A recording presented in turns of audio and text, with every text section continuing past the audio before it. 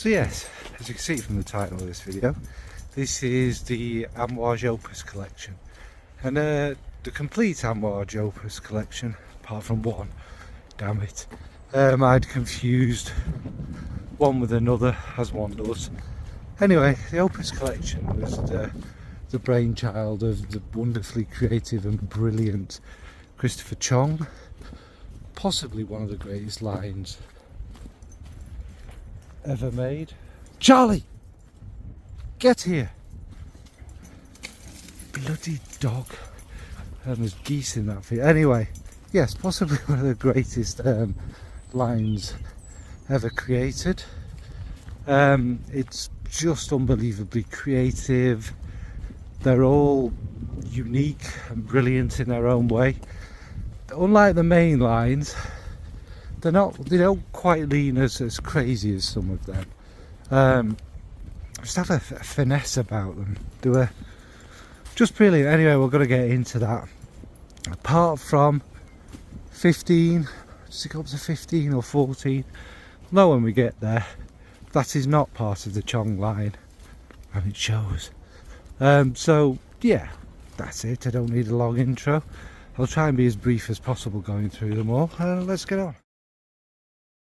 So obviously first up is Opus I, and this one opens with a lovely ylang and plum with a hint of smokiness, and as it settles the tuberose joins with a nice little bright hint of cardamom.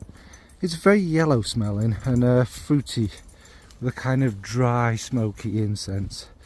The jasmine weaves in quite soon as well to give a beautiful big kind of bright white and yellow floral but sweet and vibrant kind of thing, and that mixes with the dry spices that are in there, and the woods and the incense, and it all kind of balances beautifully in there. After about an hour, I'd say the ylang and the tuberose are kind of the strongest, with a very kind of dark, almost licoricey feel in the base, which could well be some of the smoky vetiver, could be a resin in there, and the papyrus becomes more noticeable, which is kind of, the way I describe it is, it's a green wood. It does smell papery. It's really weird to say that. It's like a dry green woody papery thing, whereas the vetiver's more leans woody, doesn't it? And after many hours it's still smoky and woody with a floral sweetness and an almost like leathery feel in there. This is just beautiful. What a way to start a collection. It's interesting, this one. You see, well, the little bits about this is people describe it more ylang. To me, more kind of big, bold, sweet tuberose, with the ylang giving it that kind of yellow, biteable edge to it. But again, it's very Amouage, all the incense and the resins, and that kind of smoky feel, and the dark leathery feel in the base.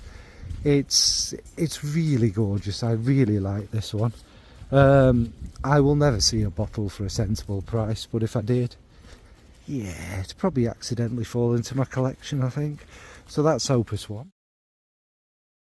Next is Opus II, obviously, and this one opens with a sweet lavender and a wormwood, with maybe a little touch of something like an elemi in there. The spices sit nicely all around it, but I don't pick out anything particular with the spices. It's just generally kind of sweet and aromatic.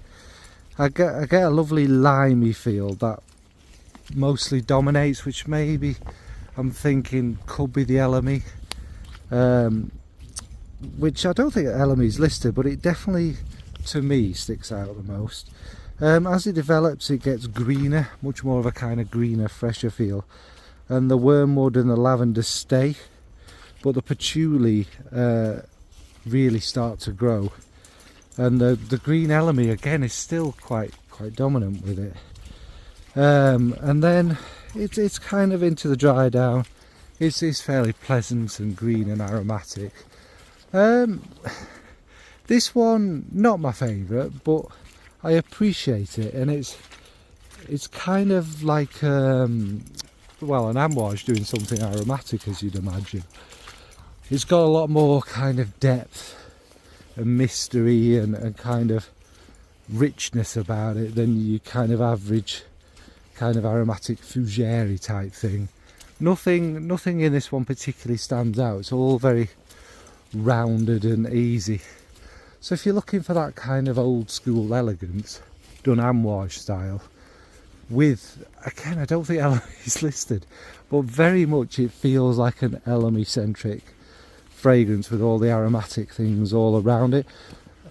Maybe it's frankincense, but I'd say frankincense is more on the limey side than a big juicy kind of citric resin to me. But there you go, that's Opus II. I like it as well, but it wouldn't be one I'd particularly want to bottle of. Next is one I own a full bottle of, which is Opus III. It's one I've spoken about so many times. This one kind of opens with, you get the violet straight away. There's like a little dose of mimosa in there kind of weaving in with it, and it's kind of got more of a drier feel. I don't know if Orris is listed, but there's that kind of, you know, Orris dry feel in there, and then as it develops, more of the woods come through, and that ambrette, that just heavenly musk coming through it. And then I don't know if there is papyrus in this or whether it's just vetiver, but in the base there is a kind of paperiness that mixes with the Orris, which gives it this interesting kind of like old books feel, but you still get the beautiful violet. Not so much on the powdery side, it's more like that purple sweet lovely smell. Not Parma violets, it's definitely a more kind of just flowery violet, if you like. And again, the musk's all around it, and it's really heavenly. There's even, again, I suppose the reason I'm thinking of books is the paperiness is a little bit maybe vellum like, you know, like smooth dried animal skin paper, but it is exceptional. So this one, yeah, obviously I love this one, even though it was a crazy blind buy. It's just quite heavenly. The musks mixing with the violet just take this to another level I don't have a violet fragrance like. It's very easygoing, I'd say. It's not a big powdery bomb, it's more about the musks and the floral aspects of it, and the woodiness is quite strong in there. It's a gorgeous fragrance. That's Opus III from Amouage. Next we have Opus IV. Now this one is an interesting one. It opens with a lovely almost smoky cola feel, a mix of citrus and LME with a vibrant cardamom. The caraway is nice under it all and gives it a little something different, and that works very nicely with the incense. To me, this one's, it's like some juicy fruit gums, which are like a sweet here, and they've just come out of like a wooden case. You know, like your grandma will keep sweets in and stuff. And I think the LME and the citrus have a hint of that medicinal loveliness. It's not quite like that. And the cardamom and frankincense add the sparkle, keeping it being from kind of a very sticky one. And it swings between the fruity and the cola feel. As it develops, maybe the caraway pushes up with a tiny sparkle of something like cumin. It's giving it that nice kind of slight human touch there. And the fruitiness mixes with the gorgeous musks around it, and you get like a slight, and again another leathery kind of texture. After a few hours, the patchouli and the resinous notes push through, and there seems to be a bit more cumin in there. Again, mixing with that kind of leathery thing, it adds a kind of beautiful sensual tone to it all, and it gets a little bit ambery, boozy, you know what I mean, like a rich kind of boozy feel there with the musks, and the far dry down it has a bit of jubilation about it, you know, like a kind of resinous, sweet, spicy one. It's very nice. This one is exceptional. Obviously, as you could probably tell, I really like this one. There are things about that have a kind of similar thing, but are not as juicy, not as big, not as yummy, and with the amouage edges, like the touch of cumin, the incense, and all of that, it's quite beautiful. Never smelt one quite like this. Now, this is one, if you read online, people get very different things with this one, whereas on me it leans more that kind of juicy, fruity, cola, mouth-watering, mouth-puckering kind of loveliness. But again, it's all subjective, isn't it? I love this one. If I saw a bottle of this one, yes, I get it. That's Opus IV. Opus V is the first that's still around, with some funky name. Is it Symphony of Woods or Wood Symphony, something like that? Now, I've always thought the ones that are still around, it's suspicious why these particular ones. And I think it's probably something to do with contracts with the perfumers. Because I don't know why these certain ones will be more popular than other ones, if you get what I mean. But anyway, it's just a theory. This one opens with rum and a sweet rose and an airy jasmine. It's possible the airy kind of muskiness around it is a touch of ambroxan, but it's done nicely. It's delicate. It's not an in-your-face kind of one. The orris has just that touch of the earthy clay kind of feel in there, and in the base there's a touch of leathery woodiness too. It's mainly the rum, rose and jasmine though, that kind of run through it, and it's sweet and fresh. It takes you to kind of a summer's day, and you know, it is quite lovely. As it develops, it comes completely about the rose, jasmine and fruits feel to me. Maybe the rum, but there could be something like a little peach maybe in there, giving it that feel. The musks get a touch sharper and airier, and it dries down after many hours with that kind of sweet, leathery, and still to me a kind of rosiness, a slight menthol hint, with the sparkle of the ambroxan.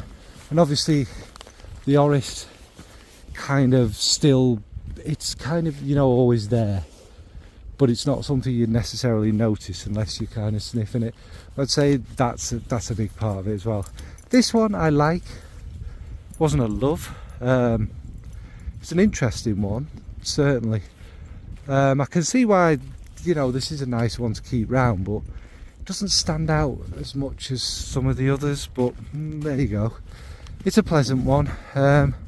Would I buy this? It's still about, probably not.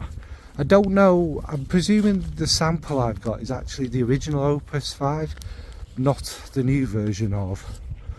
So I couldn't tell you if there's major differences. What I suspect, if there's any difference, is the ambroxan will be amped up and it will probably be a little bit on the quieter side. But that's not necessarily a good or a bad thing. So that's Opus V. Next is Opus VI.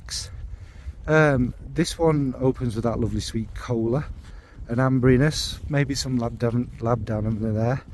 There's a pleasant greenness under it all, which could be the patchouli and the cypriol. The incense sits nicely over the top too. As it develops, there's a lovely kind of creamy, even a little bit chocolatey kind of feel in there to me. It's very nice, smooth, ambery, slightly boozy, with the incense and the earthy elements at this point.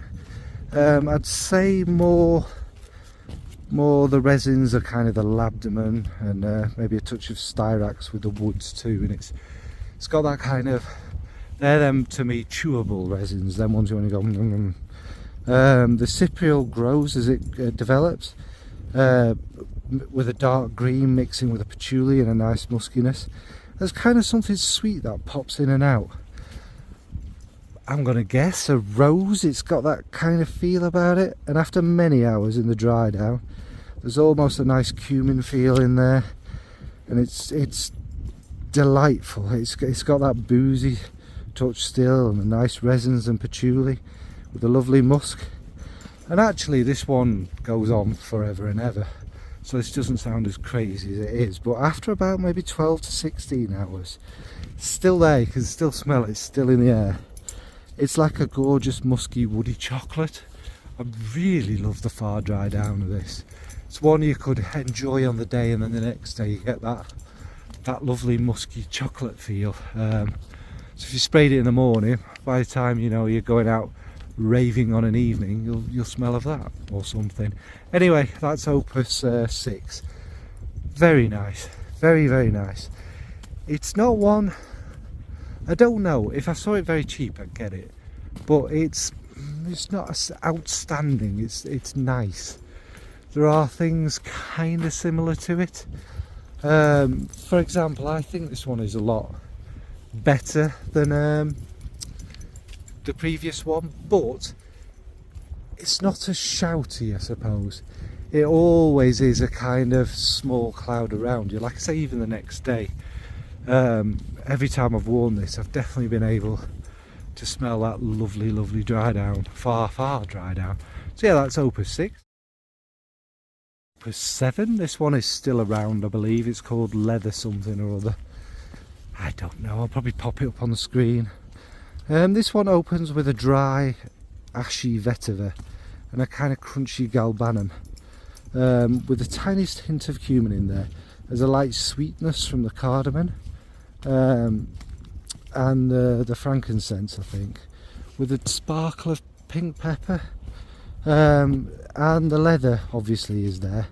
It's smooth and not too big at this point, and with the oud sitting under it all, and the cypriol. The galbanum moves back as it develops, and the frankincense grows and it becomes more prominent with the leather and the cardamom, still surrounded by the lovely cumin. And after an hour or so, the sweet greenness and cardamom grows with the leather. I think there's a jasmine in there as well, but as you're starting to push to it after these couple of hours, the cumin fades back and it dries down with the leather smooth and lovely, but with a green edge. It's a rugged leather. It's hard to describe what I mean because I keep saying it's smooth. It's not your black plush leather. This is a rugged, raw, animalic leather that still feels very smooth, and with the greenness and the muskiness in there. This one, it's weird because I struggle with this green rough leather normally, don't I? I don't think I'd want to own this because I think it would wear me.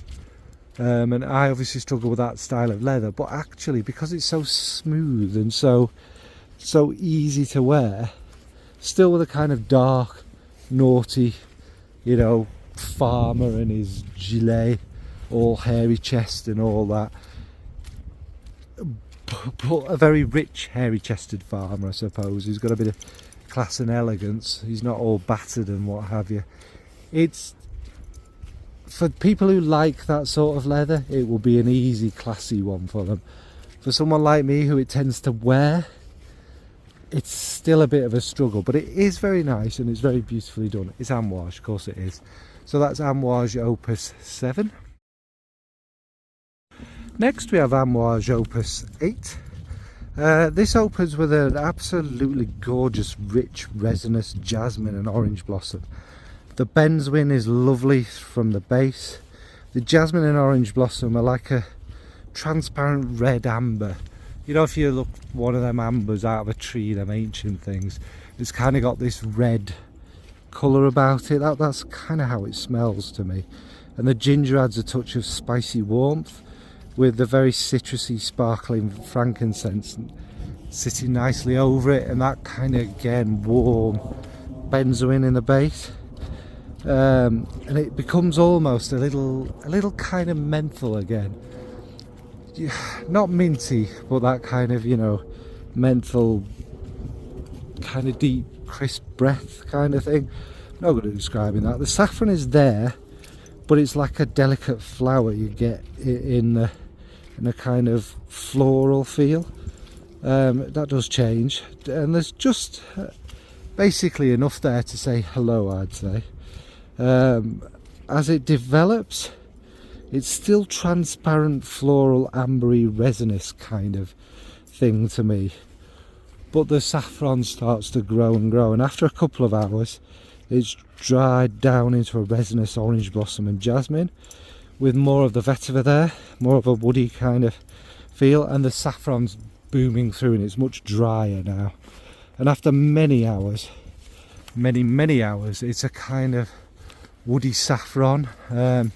All them kind of florals have gone, and the resins have faded away a bit. So it's kind of completely changed, I suppose. So yeah, with this one, the dry down isn't my dream fragrance. It's not. The saffron does become quite big, you know, that kind of a plaster band-aid kind of feel. But for the rest of the fragrance, oh, I love it. It's that kind of big, rich jasmine, a little bit like portrayal. It's not, it doesn't smell like portrayal, but you know what I mean. It's that kind of big, booming, warm one, and the resinousness of it. It's actually gorgeous, and early on the saffron I actually quite enjoy. But yeah, very nice. Would I buy this one? Oh, it's the dry down, isn't it? But you just keep spraying, wouldn't you? If I ever saw it for again a sensible price, which I never will, maybe I'd be tempted by this one. So that's Opus VIII. Next is Opus IX. This one opens with a pretty jasmine and other florals with a lovely warmth from the civet. The black pepper is quite noticeable but doesn't really last. With a carnation quite feel. Now that's a theme for me through this. As it develops, there's a smooth black leather mixing with a hint of a kind of dark pink floral feel, like a fuchsia, pinky smelling flower. And a honeyed jasmine and mimosa. What I mean by that is a kind of very nectary jasmine and mimosa, not like dripping in honey. It's not thick and heavy like that, but this very much this kind of botanical, nectary kind of feel to them. Yeah, it's very nice, and there's a greenness with a soapy white green floral thing. Maybe lily of the valley, and again that's not listed, it's just something I smell. It could be coming off the jasmine, I guess. And you do get the texture of the beeswax with a gorgeous muskiness, and still that civet has a lovely warm hint in the base there. And then there's a leathery texture still there. It dries down after many hours. To me it smells like a lovely carnation type woody one, still with a gorgeous muskiness. Now this is supposed to recreate a flower. I'll have to pop it up on the screen because I can't remember what the heck it is, which doesn't have a smell, so it's a kind of fantasy thing, which may be why it smells like carnation to me. Maybe part of this fantasy of what it smells like is a bit like a carnation, even though carnation's not listed. It's got elements that build something like it, but a pink carnation, I suppose, if you like. I love this one. I mean, I really love this one. I doubt very much again I will ever see a bottle of it. This is one where, you know, it's a good price. I'd be willing to pay a little bit more for this one. We're not talking about eBay discontinued prices. There's no way I'd pay. Well, it doesn't matter. You get what I mean. This one I'd be willing to pay a little bit more for. It's stunning. I don't know what the flower is. It's probably not a flower in the UK, and if it doesn't have a smell, I like the smell they've kind of created in the mind. It's beautiful. So yeah, that's Opus IX. Next is one that I was really excited to get because I've heard how divisive it is, and that it's not an easy one. It's certainly not one for everyone, and that obviously this is Opus X. This opens with a lot of rose and a little hint of oud in the base, and maybe a tiny touch of cumin. The roses are very big, and there are some very sharp roses in there, and it's a little fresh with a sweeter feel, maybe actually coming from the geranium in there. And as it develops, the metallic kind of sharp note grows, And yes, you do. In it, it has listed a kind of paint note. I know what you mean. That it is kind of a bit painty, and maybe someone's like painted some big red roses, you know, Alice in Wonderland style, and they smell of rose and paint. It's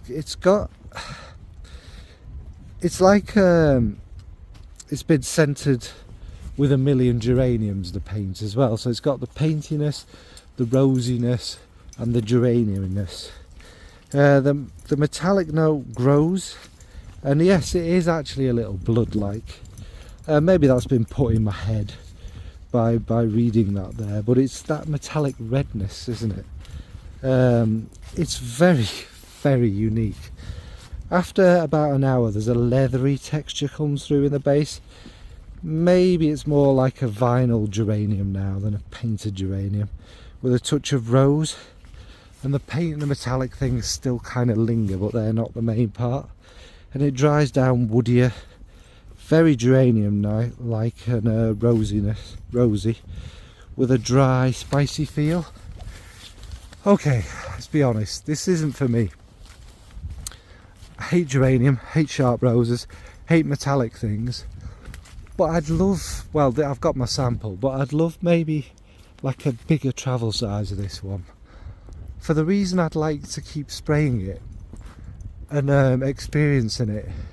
It's got this kind of weird, morbid fascination to me, the weirdness of it, but it's still been quite a perfume and stuff. I don't know who would wear this, a goth, a kind of new metal goth, you know, more modern, you know, wearing PVC, and it's got, you know, like I said about the vinyl and that kind of thing, and a lot of metal and big bright nail varnish giving it the paintiness. It's very weird, but somehow very addictive. I would never go through a bottle of it. Like I say, it's got everything I hate in it, but again, it just comes together to be really intriguing, and one of them that you kind of want to keep smelling in a weird way, you know, like when you put your hand in something weird and you don't want to smell it, you don't, everything is don't smell it, but then you're like, what's that, what's that? It's got that kind of effect on me, this one. Not for me, but somehow addictive. So that's Opus 10. Next is Opus 12. Yes, I know Opus 11 is the missing one.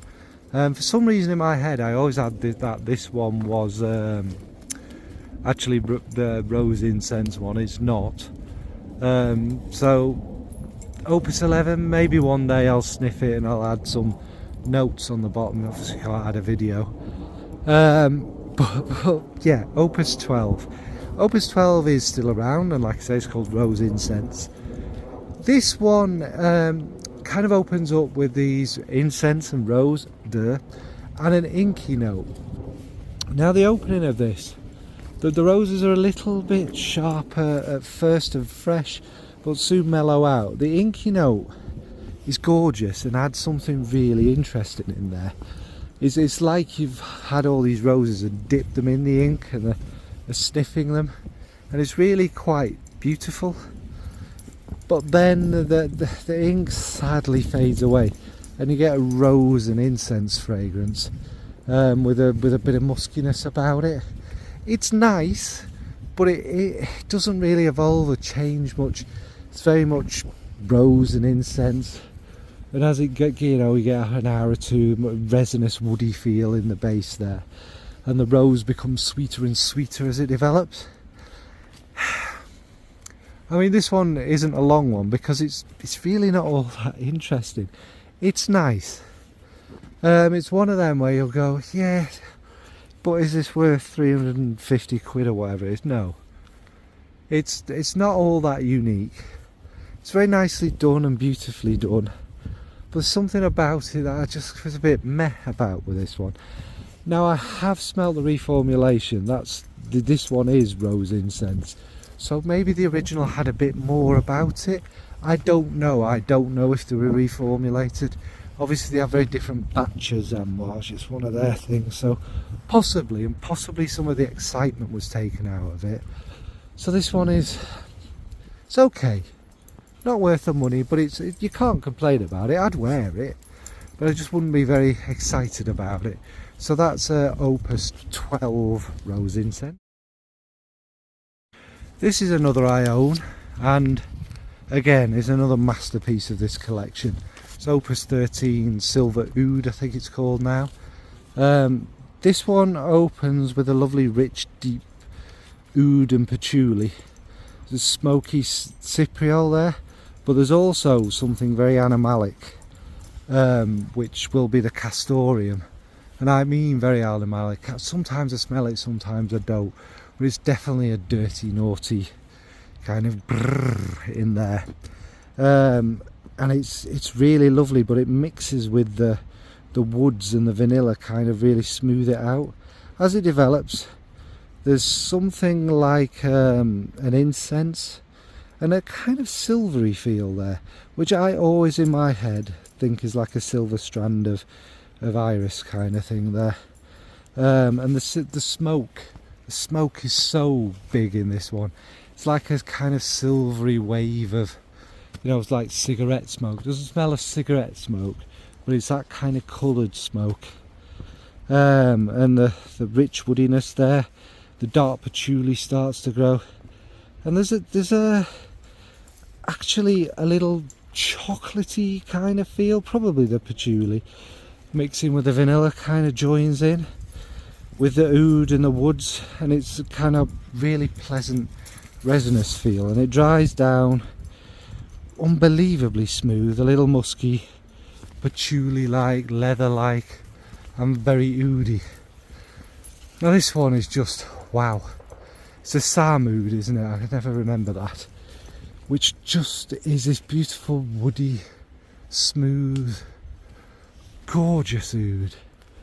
It's got the kind of oudy feel about it, but it is just so smooth and like expensive smelling and classy and elegant. It's really hard to kind of describe it because I'm not, you know, I'm not an oud expert. But mixing with the woods and all the darker notes in there, and that silver feel, and that, like I say, the only sweetness is kind of that touch of whatever the heck it is, that irisy feel. It's just magnificent. And if you love smoky fragrances, that's kind of the main feel of this. It's just amazing. So that's Opus 13, or Silver Oud as it is now. And again, this is one where I've smelt the newer version of. Next is Opus 14, Royal Tobacco. This one is still around. This was either the last from Chong or the first from the new generation of them. This opens with, well, obviously a gorgeous tobacco, and there's a sparkling bergamot. In the opening, it's really quite sparkling and fresh. You get the tobacco and the resins, and there's like a strong anisey, licoricey feel, and that's kind of how it develops. The sparkle kind of fades off. You get a little bit of something kind of naughty in there. There's a leatheriness. There's the birch tar, which I forgot to mention in the last one. Yes, as I was saying, the birch tar I didn't mention in Silver Oud, but that's a massive part of that too. And yeah, it's just, you get this kind of golden tobacco in there, mixing with this dark, rich, chewy, like I say, anisey kind of tobacco. And then it dries down a little woody and more and more resinous, with a little tiny touch of spice and cumin in there, etc. This is a fantastic fragrance. It's a proper like cigar and pipe fragrance. The tobacco is so beautifully done, all the different types, and it all weaves together. Would I want to own this one? Yes, but it's one you wouldn't be able to wear often. It's got such a, it's one of them with a massive mega presence. It is quite magnificent. There's not much else to say about it. It's tobacco fragrance, isn't it, mush, with a lovely licoricey anisey kind of feel. It's fantastic. So that's Opus 14, Royal Tobacco. And finally, I've spoken about this one a lot. This is one I really wanted to love.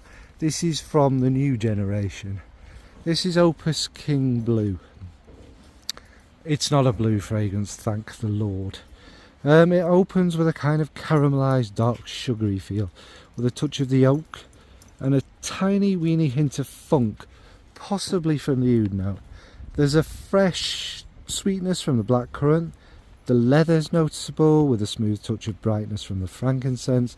The blackcurrant, kind of hay-like feel, leather, dark caramel, they all kind of dominate. And after about an hour, it's that sweet oud that we smelt so many times over soft leather. The fruity feel is replaced by a more woody one. The praise stays pretty much the same, with the leather growing and the musks long into the dry down. Look, I want more of that kind of animalic touch would be nice. What it is it's that kind of smooth vanillic oud you smell in roses a lot. There's nothing creative about it. There's nothing, you know. Maybe it was trying to be a replacement for silver oud without the smokiness or the exciting interest in it. I don't know. It just, if the blackcurrant lasted longer, the fruitiness going in there with it, make it a bit more interesting. But it doesn't. It just becomes that kind of vanilla-y, woody, rosier, sweeter oud kind of oud that we smelt so many times. You know, it's almost like it was a few years too late for the trend, and it just doesn't have anything unique about it. It's boring. I wanted to love this one because of how much I love silver oud, but it just doesn't have anything like the other opuses. They all have these little weird touches, these little things. They feel like something really opulent, whereas this one just, it doesn't really. Yeah, them steps are high. So yeah, it's okay. If I saw a bottle really cheap, yeah, get it. It's like I say, it's pleasant. It's very wearable. It's just not. It's not really very exciting. Again, the animalic touch in the beginning. Keep it going. Have it come back. Some cumin, some smoke. A little. Don't make it the same, but some smokiness. A sharper incense. The fruit's longer. A bigger, tartar blackcurrant. You know, just. But anyway, it is what it is. That's Opus 15, King Blue. Alright, don't know how long this is, so I'll keep this brief. As you can see, the opuses were they were brilliant. You could pick out, you know, I could say half of them are masterpieces, someone else could say a different half of them are masterpieces. They're unique. They are exquisitely done, I mean masterfully done. They have this clash of the East and West, you know, the Middle East mixing with a kind of Western palette in more of a way than perhaps the mainline ones do. The mainline ones, the creativity is off the scale, isn't it? Which it is in these, but these are done in a smoother, more classy, easy way. I'm not calling them easy, I'm not calling them generic or anything like that.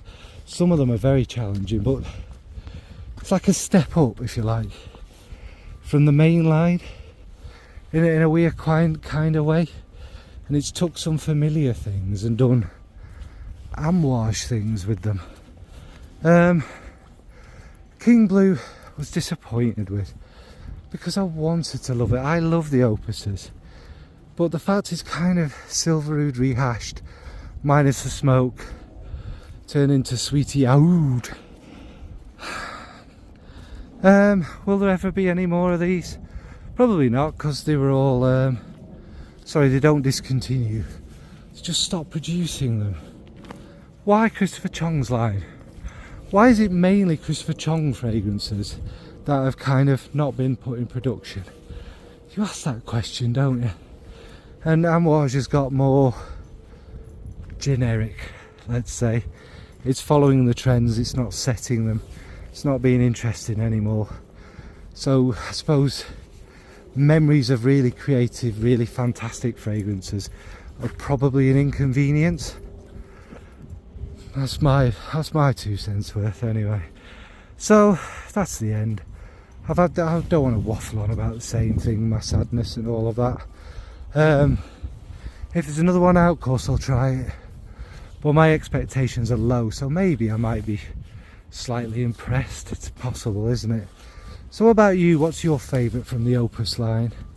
What do you think are the greatest fragrance line ever created? Were you a big fan of Christopher Chong's fantastic work throughout the brand and whatever he's done elsewhere? Or do you more prefer the kind of safe Belgian French style, following all the trends but very expensive? Are you more of a... Obviously that's why they've done them lines, is to appeal to people out there, so there's no slight from me. I'm not sneering at you or looking down on you, but do you like very expensive versions of what's already out there? The tiniest touch of Amouage, don't get me wrong, Guidance obviously the biggest, still has that tiny touch of something unique about it, so it's still there in twinkles. Love Delight does not, it doesn't have any of that, but whatever. So yeah, that's it, end of video. Thanks for watching, folks. Like I say, probably my last Amouage collection-y video. I am gutted I missed out 11. I didn't realise till I come to putting all my notes together, because I'm stupid like that. But yeah, thanks for watching, and thanks for sticking with all these Amouage videos. There's a lot, isn't there? Bye.